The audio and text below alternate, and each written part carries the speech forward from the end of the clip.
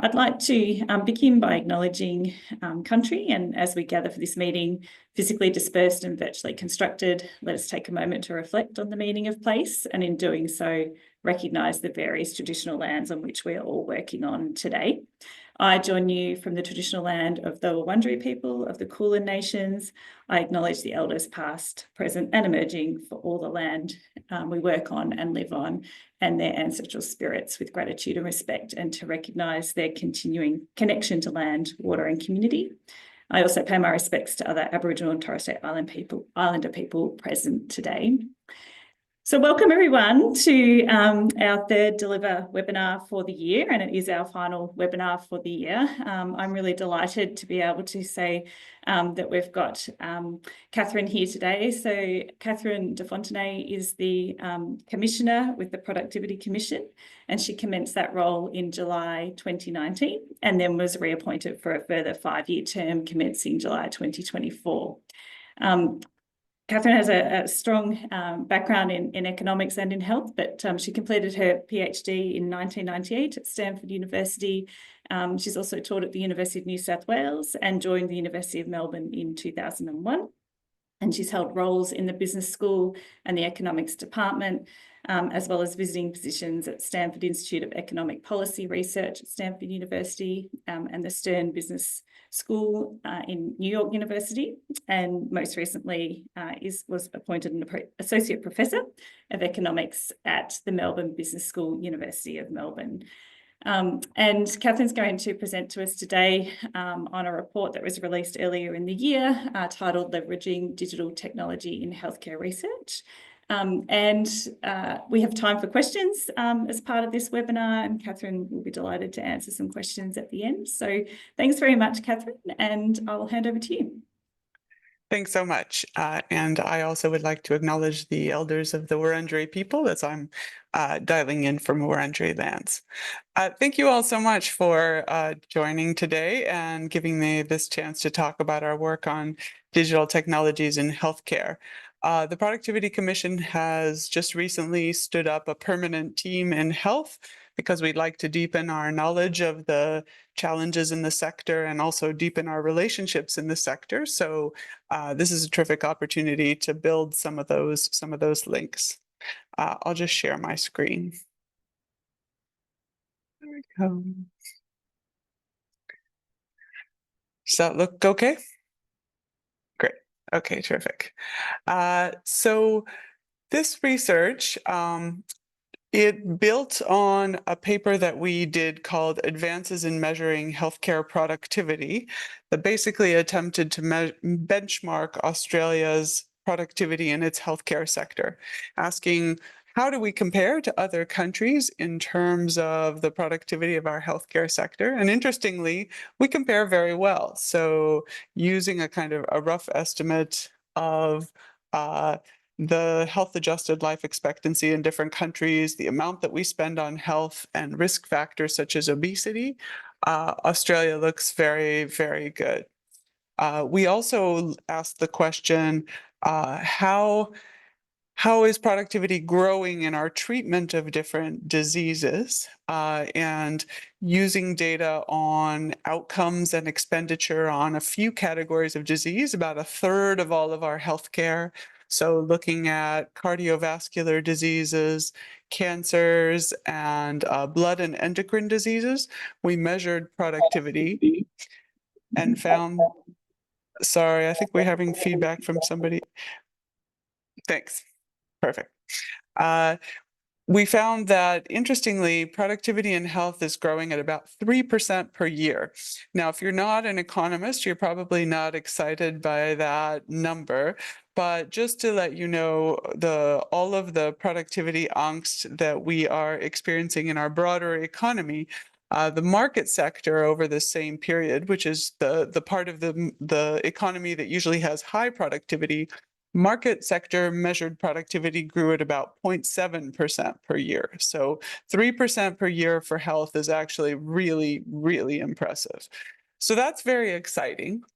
But what you can see from this diagram on the right is that most of that was improvements in survival, for when you are diagnosed with a disease, which is amazing.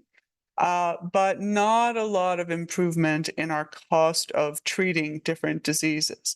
And another area we may want to work on, not a lot of improvements in quality of life for people that have these diseases. And so that kind of leaves the cost problem sort of still hanging there in the health sector, and it's one that many of us worry about quite a bit. So this shows the growth in real GDP and the growth in real healthcare spending from 2000 to about now. And what you can see is that healthcare spending is growing faster than GDP. And that's due to a number of factors, primarily the aging of the population. But it does mean that we are not sort of successfully containing costs in health. And that is a worry going forward. Uh, this is a graph of the employment share of the sectors entitled healthcare and social assistance. So part of this increase in this diagram is due to the explosion of the NDIS, but it's safe to say that employment in health is also growing. And this has been an almost linear growth since the mid 80s. We've gone from about 8% of employment to about 16% of employment. I think we can all see that it can't become 100% of employment, right? We cannot have a linear growth forever. That would be bad. So we have this kind of open challenge in health that we have had big improvements in outcomes, largely from adopting the world's best techniques and the world's best medication and devices. But we haven't really come up with innovative ways to cut our costs. And so that's where we thought that digital technologies were really worth a look, because in addition to their promise in terms of ways that we could potentially improve treatment, there's also huge potential for them to reduce our costs. And we looked at a few different areas. We looked at electronic health and medical records. We looked at the explosion of telehealth. We looked at remote care, where the majority of that is new technologies to monitor patients remotely while they're at home or going about their lives, and app-based therapeutics, and then the wacky world of artificial intelligence. And the point is that in addition to sort of quality, which is a dimension that people think about a lot in health, and that's incredibly important, we also, for the first time, really have some potential large gains on the table in terms of efficiency, in terms of managing our demand for health services, and in terms of saving costs, even for patients, in terms of additional convenience and reduced travel. And so we did some back of the envelope calculations. I do want to stress these are very much back of the envelope calculations. So first of all, don't read too much into them, but also we only undertook these calculations for some types of savings that are on the table. And potentially the savings are huge.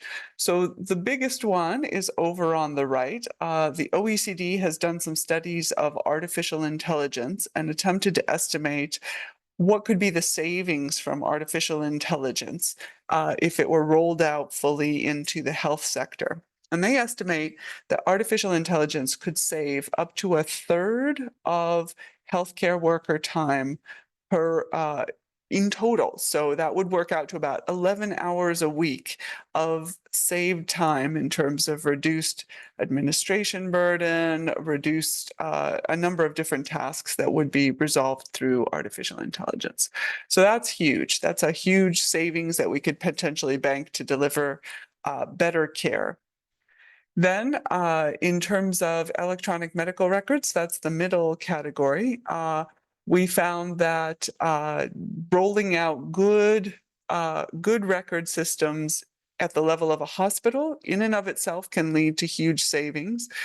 So you have reduced duplication of tests, which is worth about $355 million a year, and better management of patients. So earlier discharges for patients that are ready to go home, better management of beds, which could save about $5.4 billion a year.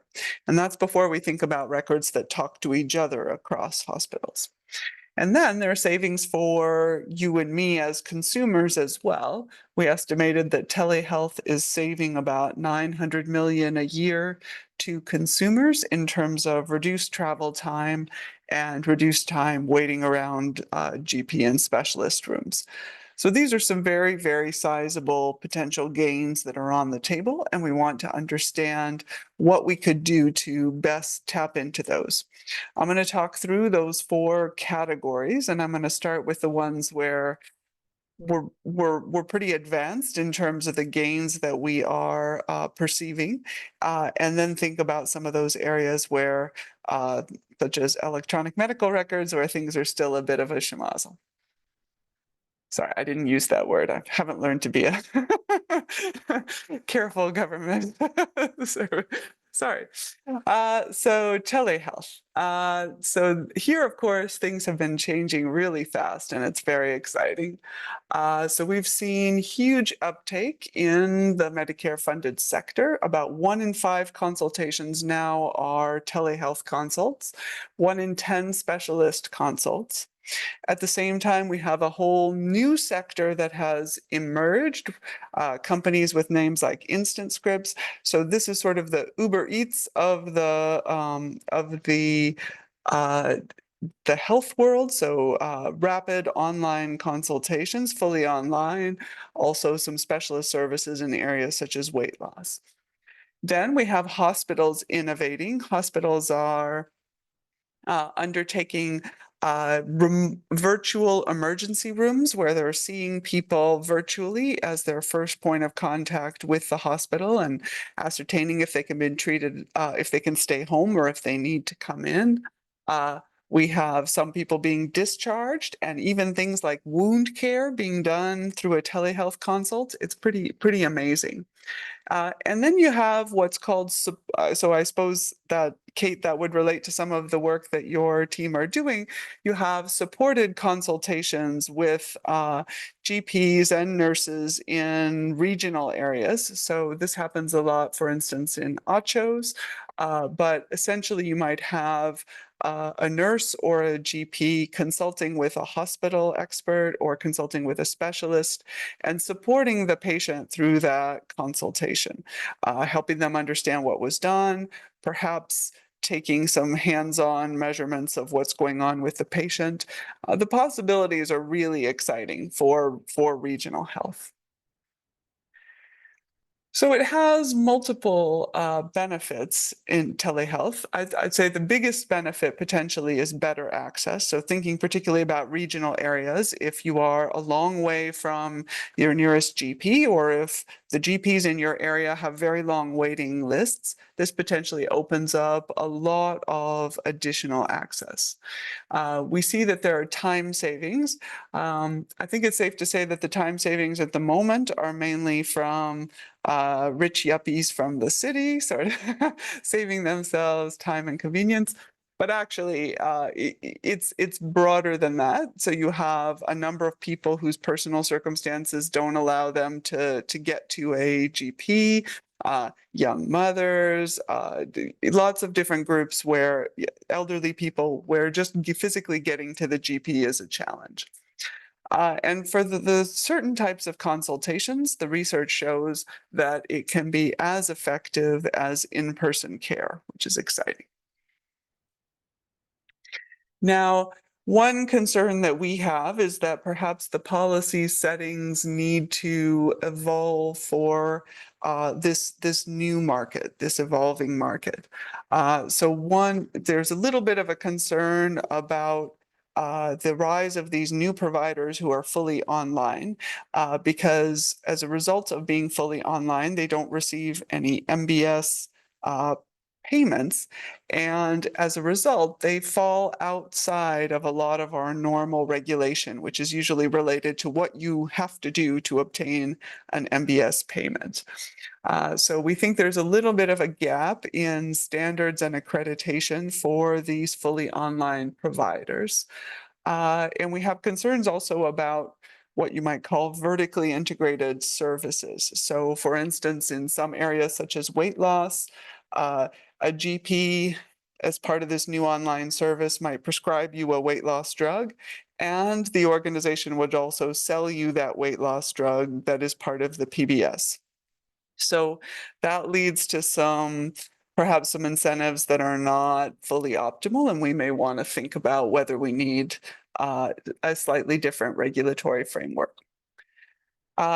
This raises the question of what we call the 12-month rule. So the 12-month rule says you can receive an MBS rebate for a telehealth consultation if you have seen that GP face-to-face in the last 12 months.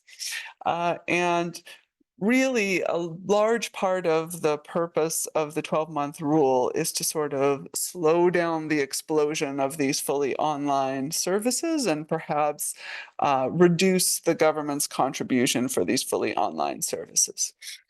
And if people are wanting a bit of extra convenience in their life to use an online service and they're happy to pay for that, then it seems fine that the government is not contributing to that service. Their cost is about the same as an out-of-pocket fee for the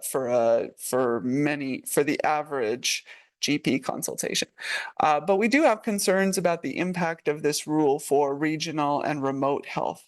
So if you are in an area where there is no space in the local doctor's clinics, if there's a 6-week waiting list to be seen, we think it should be easier for you to find a doctor in the city and to receive an MBS rebate for seeing that doctor. So the AMA and other organizations are very much in favor of the 12-month rule because I think it encourages continuity of care. You seeing your regular GP for these online consultations, these telehealth consultations, but it does also limit competition. It makes it harder for you to see a new doctor. So there are some concerns there, and we think we should try and relax the 12-month rule for regional and remote and for certain disadvantaged groups. Another area that we looked at is this broad category of remote care. Now, remote care is a really exciting development, particularly as we grapple with the growing burden of chronic disease. So remote care has a lot of potential to ease the burden on our hospitals and on our GPs of chronic care, of chronic disease. So we categorize it into 2 buckets. Probably the most important one is remote patient monitoring. So these are devices that track your heart rate, your blood sugar, other biomarkers that allow us to say whether you are doing well or whether you need to come into a hospital. It's extremely helpful for discharging people more quickly from hospital and then monitoring them and checking whether they need to come back in. It's helpful for discharging high-risk patients who often are readmitted shortly after being discharged. And really, there's some huge potential in this area. I'd say probably one of the most exciting ones is technology that monitors your insulin levels and can deliver additional insulin. These are really game changers for the management of certain diabetes categories. At the moment, there is reimbursement through the PBS for type 1 diabetes, but not for type 2 diabetes. Even though they could really reduce the incidence of hospitalization and serious harm for people whose lives are a little more chaotic and who have trouble managing their insulin. Then there's the whole area of apps, which we call digital therapeutics. So these are apps and websites that help you treat a specific condition. So an app that walks you through a stroke rehabilitation treatment or rehabilitation after a cardiac event, or certain types of mental conditions. So some of these are excitingly are as effective as in person. In particular, there's evidence that cognitive behavioral therapy apps actually are as good as face-to-face individual treatment for people with mild depression and anxiety. So that's super exciting, particularly as we're seeing an explosion of mental health conditions. It's really important to have something that can be rapidly scaled and something that is manageable in terms of the cost. It also reduces time and travel costs for patients, and it frees up our clinicians' time. So apps also have a lot of potential.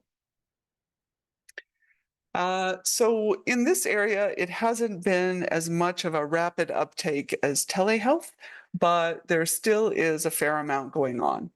So there are a number of pilots taking place. There's a clinic, there's a South Gippsland is undertaking a trial of remote monitoring of some of their patients in certain clinics.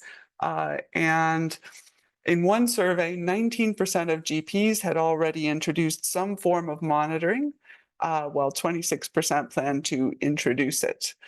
The use of apps, the use of digital therapeutics is less clear. There's only a very small number of therapeutics that are TGA approved, but there's a fair number of GPs that have recommended some type of app to their patients. Now, one of the challenges here is that this remote care tends to kind of fall between the gaps in our funding system.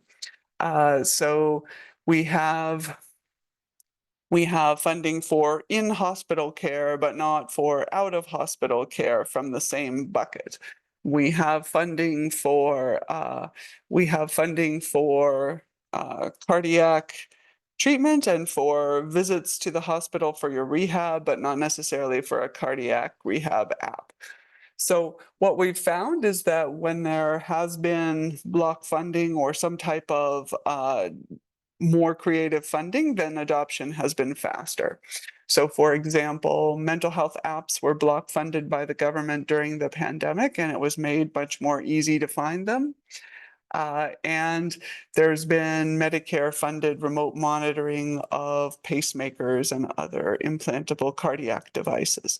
So there's a few specific categories where there's funding, but it's not sort of systematically falling into our funding buckets.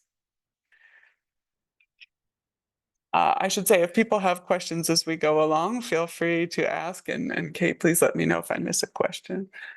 Uh, so we could, our feeling is that there is definitely untapped potential here. The first is that it's very, very difficult in the app side of things to figure out what is a quality product. So there are 300,000 consumer health apps out there now. Kind of blows your mind. And 30 approved by the TGA. It should be very easy to find that list of what are the apps that are actually approved by the TGA and what is the evidence basis on which they have been approved. And we think that funding for remote care, particularly remote monitoring, needs to be reviewed. One challenge is going to be that as patients get older and some of that responsibility for doing the monitoring falls on GPs, how's that going to be funded? You know, should the receptionist be reading your results every day? Should it be a doctor? What should the remuneration be? How time intensive is this?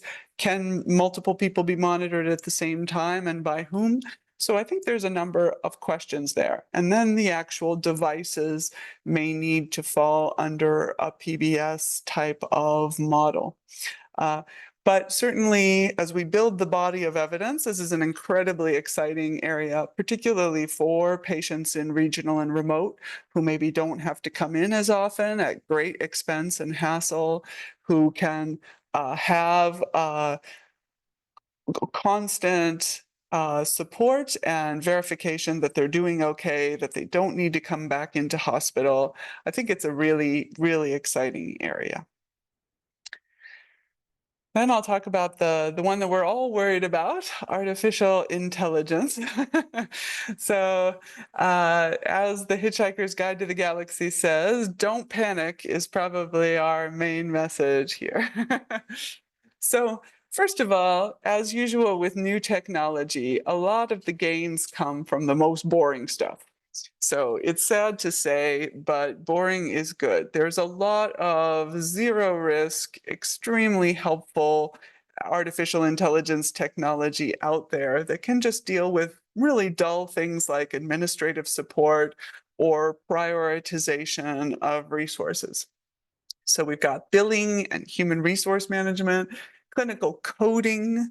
We've got consumer engagement, so scheduling appointments, checking people in, giving people advice in real time, medication alerts, and treatment adherence. Lots of things where we can give people more help and save the system a lot and deliver better care. Then in terms of hospital workflows, it can help us prioritize. So artificial intelligence is very good. It's basically a prediction mechanism. It's telling you what it's coming up with the best prediction you can make for a whole range of things. One thing that hospitals need help with is predicting who's going to be ready to be discharged. So just getting that done before you miss the window of opportunity for discharging people and freeing up beds, that saves a huge amount of resources. Identifying bed capacity, moving people back into the right department if they've been allocated to the wrong department. Identifying patients at risk of deterioration. So using all that data within the hospital as to what is happening with people's vital signs as they're being monitored can tell you where you should focus your nurse resources. And then once people have been discharged from hospital, South Australia has been doing some amazing experiments, just sending alerts to GPs about which patients maybe need some follow-up. So not all patients who are discharged from hospital have the same level of risk. If you just let GPs know that the really high-risk patients have been discharged, not assuming that the patient is going to get that hospital discharge summary to their GP and let them know, they found that that really reduced the risk of readmission. They're also experimenting with using the PBS system to figure out who has stopped taking their medication for certain very high risk, certain conditions where there isn't always great adherence to treatment. If you can let people know, if you can have their GP be in touch, you can often head off some very serious situations. So those are both really useful uses of prediction. That one, there are more issues with who should have that data, but within the hospital system, that is still a reasonable use of that data. Then there are other uses that are safe as long as we take some precautions. So a little bit of training of our clinicians could really help us to use these technologies effectively and also while respecting privacy legislation and other privacy concerns. So we have a number of tasks that clinicians could potentially be using artificial intelligence for. What's called ambient listening or scribe, where a program listens to your consultation or your visits if you're a surgeon doing rounds in a hospital, and writes down a summary of that consultation, possibly drafts a letter to the specialist or the referral letter, uh, emails that are drafted for you, making patient record summaries. So as particularly with chronic care, as patient records grow immense, having a program that can trawl through that information and provide you with a useful summary is very, very helpful. Now, some of these tasks involve data that has privacy concerns. So you can't use ChatGPT to draft that letter. However, there are plenty of options out there that will de-identify your uh, suggested patient letter, send it to ChatGPT to have it written, send it back, put back in the patient's information. So there are a number of programs out there that either are adhering to privacy safeguards, or they have some way to modify existing technologies to respect privacy. So there's a lot that can be done with these technologies. Now, there are obviously a number of risks with AI, and we are concerned with a whole range of risks. We're worried about data quality, getting the wrong answer if we have poor quality data. We're worried about people's privacy. We're worried about security more generally. Uh, we're worried about who's making the decisions. So if decisions are being made while supported with AI, there ends up being a bit of a black box of who is making the decision. I think it's worth acknowledging that there is not a lot of trust out there for AI in the health space. So one survey found that 60% of people support AI in general, but this drops to about between 30 and 40% when we start talking about health. So it immediately halves if we're thinking about health. Then there's we personally, in taking a look at this area, the Productivity Commission feels that one of the contributors is that the public are uncertain as to how effective the regulatory guardrails are. How well is existing legislation working? How well are existing regulators keeping us safe? So, interestingly enough, we think that in some areas there should be a bit more regulation just to provide that level of confidence, but not in many areas, let me just say. So, the one area where we think there should be more regulation is in the TGA. So, there is a category of software that is clinical decision support software. So, you have a consultation, if you type in the symptoms that a person has, the clinical decision support software will say, well, 60% of people who have those symptoms have this condition. So it is essentially that trawling of the medical research and summarizing it for you. But again, you have very little insight into how that prediction was reached. And at the moment, that software, you need to notify the TGA that you're using it and that it's being sold in Australia, but it does not actually require TGA approval. I think that's a little bit of a worry. So if the software is telling you what you should probably recommend, you do have the final say, but that software is playing a big role in diagnosis, and we should have verification of how reliable is it? Is it working? What is the basis for those decisions? And then we think for anything that is where the data that the AI is using is evolving over time. For example, things like screening for cancer in scans using AI. We think that there should be post-approval monitoring and review. You'll need to check from time to time that it's still working the way you think it is. So just like a conversation with ChatGPT can evolve, the scanning anything that is generative AI can evolve over time, and we need to check how it's doing. And more generally, just the TGA can provide a lot of transparency as to what is the process, what are the post-approval regulatory activities. Just reassure people that the TGA is on the job. The big question at the moment, which is being covered by several government departments, is do we need new regulation? Do we need new AI-specific regulation? And what the PC would like to say is that it's worth bearing in mind that much of our existing regulation already covers the risks that people are worried about. For example, there is privacy legislation that covers what a doctor would be allowed to share with AI, for example. And so you need to think about whether new regulation is needed or we just need to make people better aware of their responsibilities under existing legislation. More generally, we want to avoid technology-specific regulation because, as we can see with AI, technology evolves really quickly. And so if your regulation is about a specific the form that AI takes in 2024, then there's a real risk that that's not applicable even in a couple of years. We do think that there's still some issues in terms of data, but this is a broader question of how we share data and what data can be shared across entities. It's not specific to AI. We still have questions about should health data be shared across entities? What types of data is not sensitive and can be shared? So for example, we may want to train an AI on scans of people's hearts.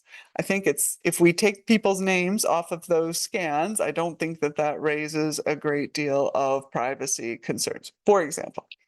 So there's still lots that can be done with our existing frameworks, and AI has huge potential, and we want to try not to get too much in the way and risk missing out on some of that potential. In particular, we want to make sure that AI is able to be trained on Australian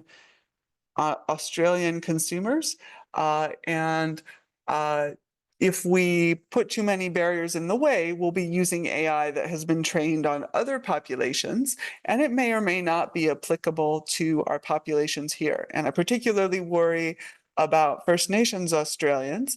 There are some real challenges here because there are issues of Indigenous data sovereignty and the people's right to their own data. But there are also big risks that we know from overseas that AI can poorly characterize populations that are not the main population that the database was trained on. And so we're going to have a difficult conversation about how do we have enough data on First Nations Australians that the AI performs well for them as well as for other people. So it is a challenging space, and it's going to lead to some really interesting conversations. All right, and then the challenging one, electronic medical records. So here we're not making as much progress, alas. So electronic medical records have huge potential, but unfortunately we've been talking about that potential for about 20 years. So EMRs can improve outcomes, they can reduce costs for providers. The numbers that we cited at the beginning, they come from an experiment at the Royal Children's Hospital in Melbourne. And there they were moving from an electronic medical record to one that was more carefully tailored to the needs of their hospital. And there they found just huge reductions in the number of duplicate tests. They found reduced risk of adverse events, so there were fewer medication errors. We know that medication errors cause huge harm in the billions per year, and about half of those are mistakes in dispensing of medication. So even at the level of a hospital, getting a good system that your doctors don't hate and that is actually supporting good care can really lead to huge benefits. It's challenging to do that. Most doctors hate their computers. It's challenging to prioritize information well. It's challenging to deliver it when you need it. It's challenging not to drown people in information. But the potential is definitely there, and the hospitals that have done it well definitely see happier clinical staff as a result. But what we want to talk about is sort of the sharing of information between providers, because that's also critical. That's also going to lead to fewer duplicate tests, to fewer mistakes in care. It's really important that the GP knows when the hospital has handed off a patient to them. It's really important when you're hit by a bus for the hospital to know what medication you're on. It's really important to have this effective sharing of information across providers. But as we all know, that remains a very fragmented space in Australia. So the goal was that My Health Record was meant to solve this. It was intended to help reduce the fragmentation of information, the fact that it's all in different places. The idea was your health information would be in one place, you would have control over what was there, and everything that was important was there as long as it was there with your permission. Unfortunately, what we found is that we continue to have very incomplete information and patchy coverage. Lots of people have no information in their My Health record. Lots of doctors still do not upload information to My Health record. And the information that's there is in a very clunky form. So it's been described to us as a shoebox of PDFs. Now, it's possible that artificial intelligence will help us deal with that, but at the moment, it's still very difficult to trawl through that information and get what you need.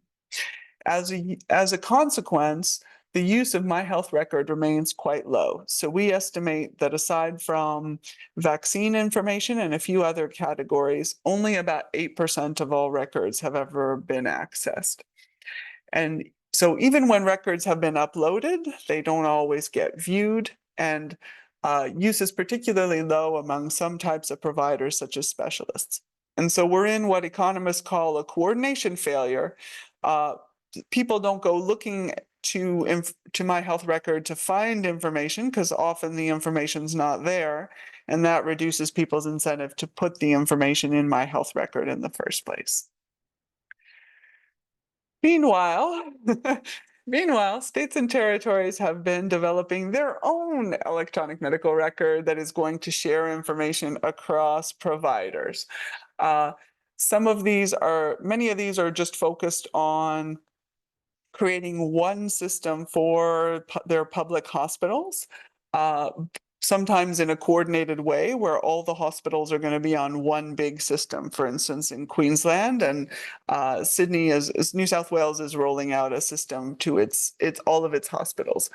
But some of these systems are also planning to integrate in various parts of primary care and various parts of community care. So a lot of them are duplicating some of the things that we thought My Health record is going for.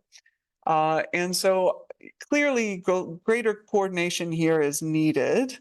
I'm not sure that we need state-based record sharing systems, but if we do, we definitely don't need to develop 8 different ones. We should have one template that is rolled out to the different states.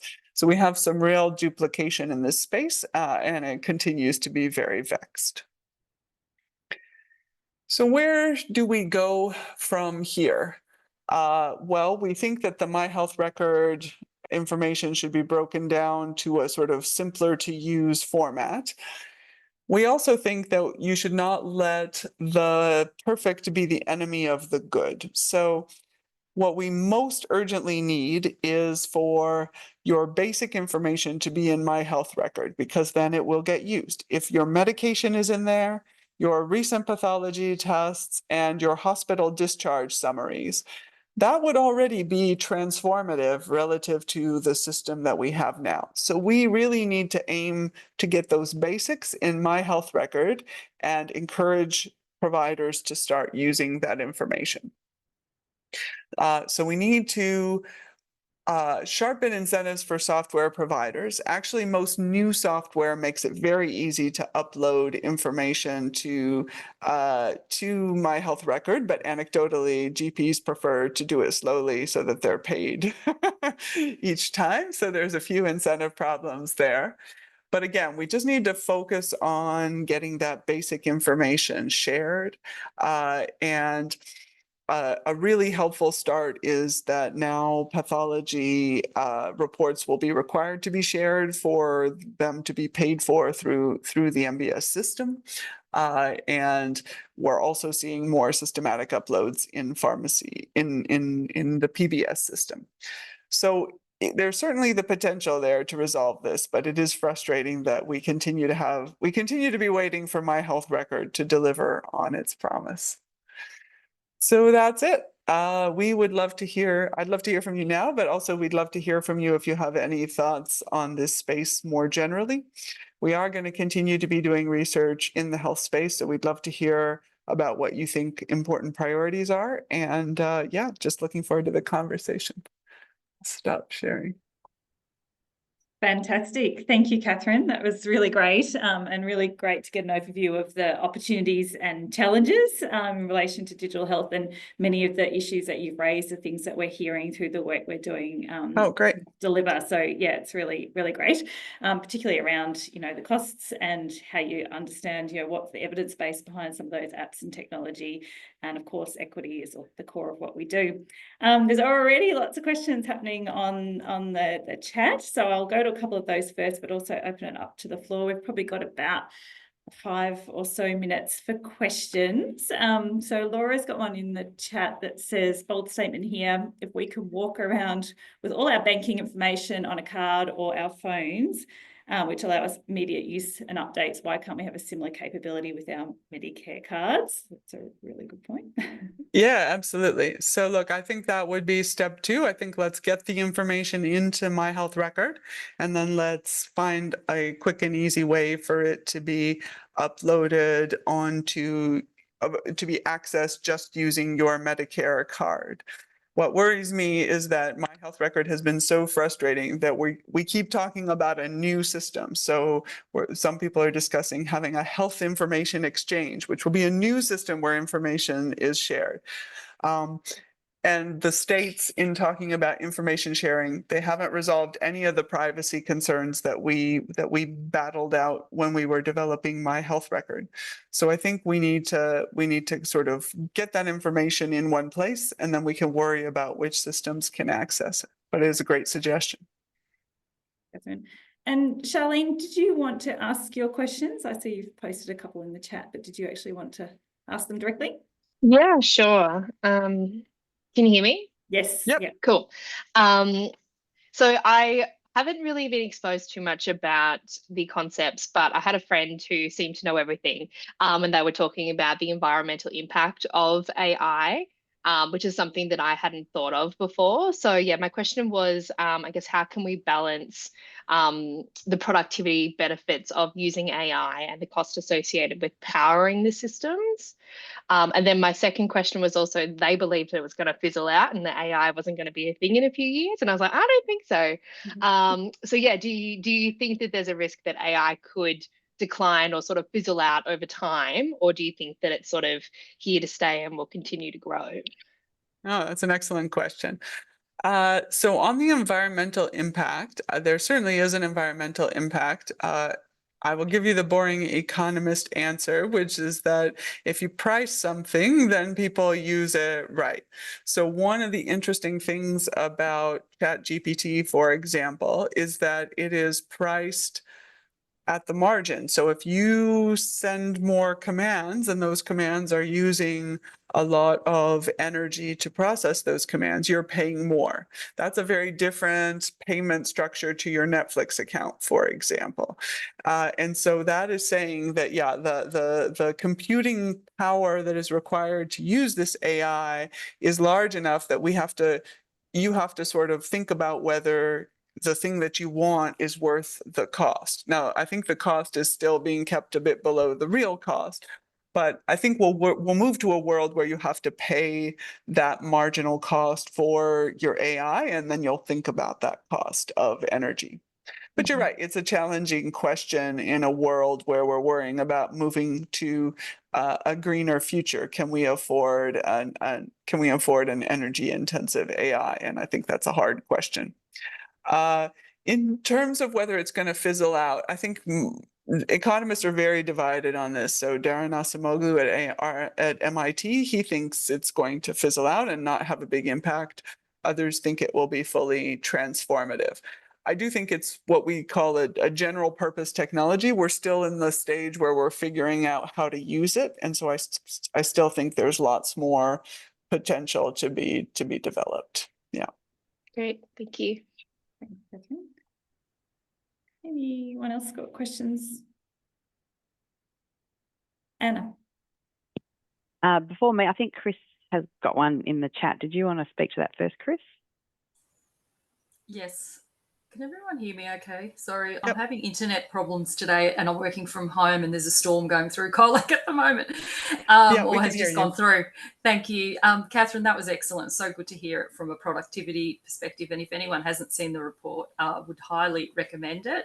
I just had a real, one of these scenario questions where if there was something quite drastic that health service providers could do tomorrow to better leverage sort of the digital technologies that you've mostly spoken about, like telehealth and RPM. Let's just leave AI out of it, although that might be your answer.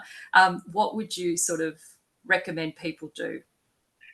Yeah, so for hospitals and for clinics that have kind of high intensity chronic disease folks, I think a combination of telehealth and RPM, remote patient monitoring, is definitely the one to roll out. I think that you could potentially, if people are open to it, most people want to go home, right? Most people don't want to stay in hospital. And so I think that there's definitely people that would be open to heading home when if they are supported by the right technology.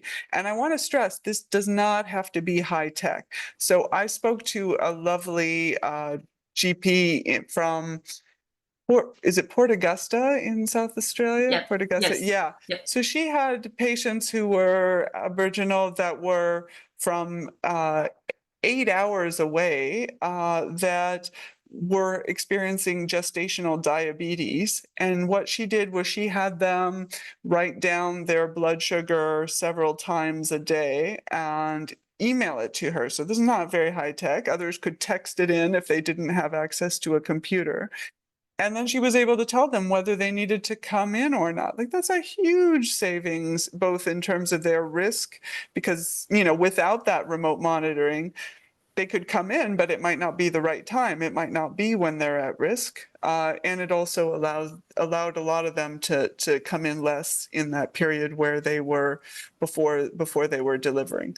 So I think that one definitely. And then these scribe technologies are really a huge time saver, and it's one of the few bits of technology adoption that will make staff happy. So that's definitely one to trial.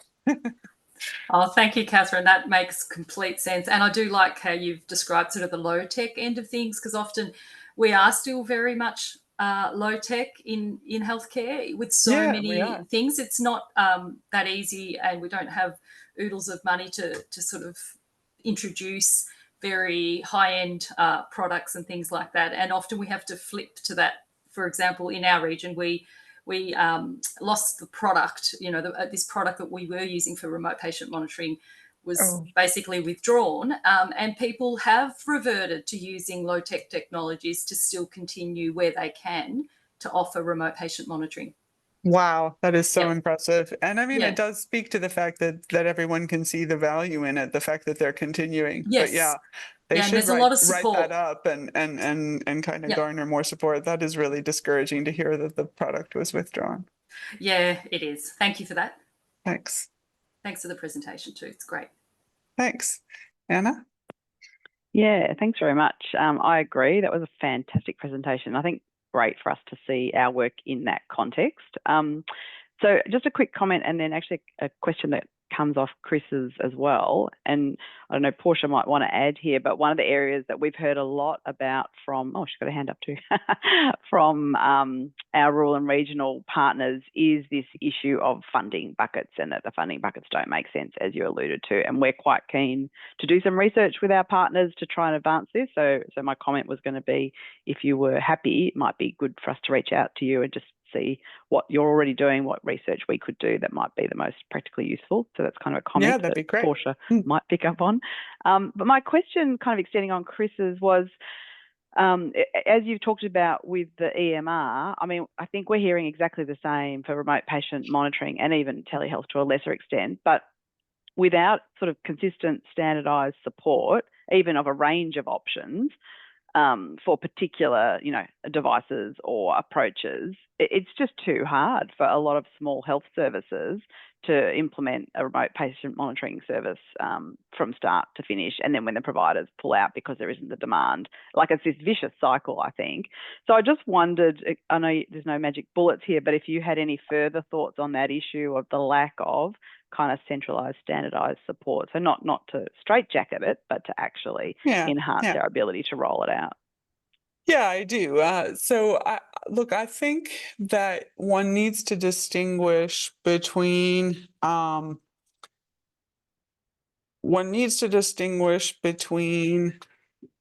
what you might call background information that will be helpful at your next consult versus information that needs to be versus monitoring for risk. I think those are very different. So if you think of me wearing a wearable that is uploading data to your system, let's pretend we're that high tech, but let's say that I've uploaded data to your system on what my heart rate has been for the last month or something along those lines. And then I come in for my appointment. It could potentially be time saving for the GP relative to trying to elicit from an older client whose English may not be perfect what has been going on with them for the last month. So if you actually had a number of biomarkers that you could review, especially if you had AI to provide a summary, that could potentially save you a lot of time in that consultation. So it's not clear that that type of summarizing, sort of providing background information, it's not clear that it adds to the workload of the GP. But if we are monitoring people who are at risk and we need to check whether their condition worsens, then someone has to be monitoring that on a fairly regular basis. And in case of high-risk people, a continuous basis. And so clearly that is not going to happen without funding for those things. And I also wonder whether GPs are going to be willing to take on the additional liability, because if you agree to monitor someone, what happens if you're not able to check in on that data all of the time? So it'll be interesting to see what happens. I suspect that some of this will end up at hospitals because hospitals have a big financial incentive to make remote patient monitoring work because it keeps people, well, state governments do because it keeps people out of hospital.